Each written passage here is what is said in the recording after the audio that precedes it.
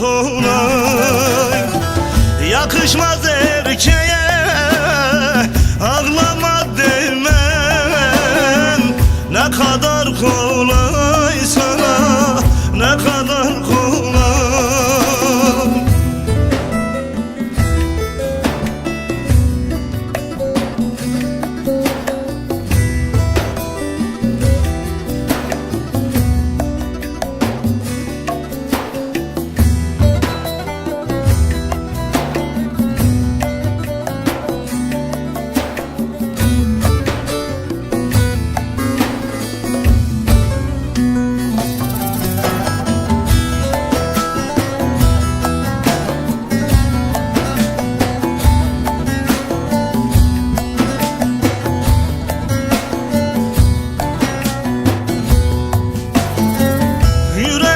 Kök yama tutmuyor daha.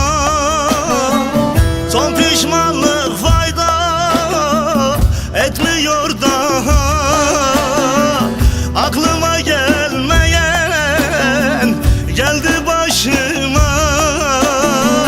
Gel ağlama demem.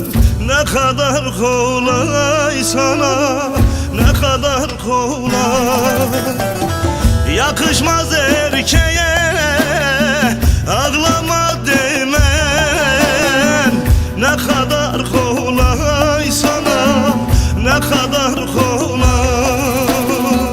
Yakışmaz erkeğe ağlama demen. Ne kadar kolay sana, ne kadar kolay.